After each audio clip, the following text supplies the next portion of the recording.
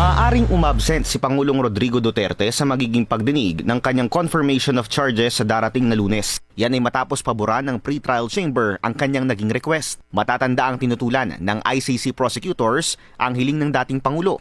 Ayon kasi sa prosecution, walang reasonable cause para hindi magpakita si FPRRD.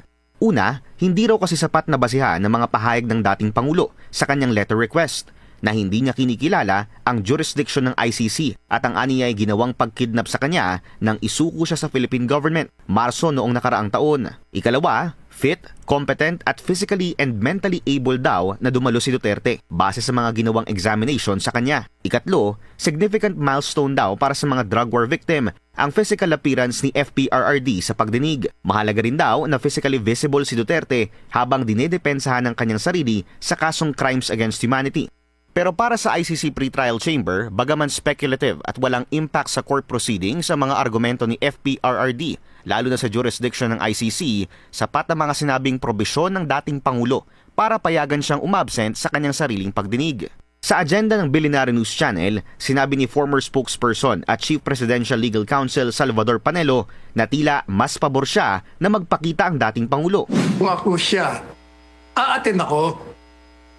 Regardless of kung anong perception niya, whether may jurisdiction o wala, talaga naman walang jurisdiction at siya ng kanyang posisyon.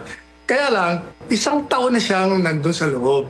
Halos wala siyang nakikita mga kaibigan niya. At yung mga kaibigan niya, pati mga miyembro ng kabinete niya, pupunta ron para makita siya, para makita naman nila siya. At siya'y makita rin niya. Pagkakataon na yun makakatulong sa kanya yun.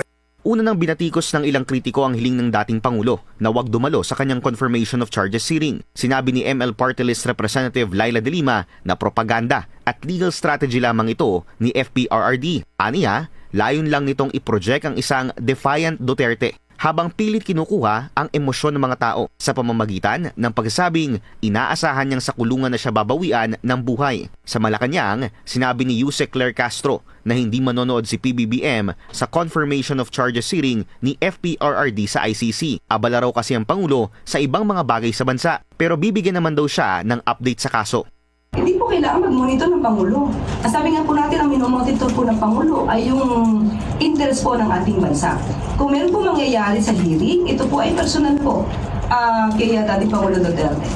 At tatandaan po natin na ang mga nagsampa po ng kasong to ay kapwa natin Pilipino. Pilipino nagsampa ng kaso, nirereklamo, ay kapwa natin Pilipino. Hindi po imo-monitor, pero syempre kailangan po maging updated ang Pangulo sa lahat na nangyayari. Dahil mga kapwa Pilipino natin ang nasasangkot dito.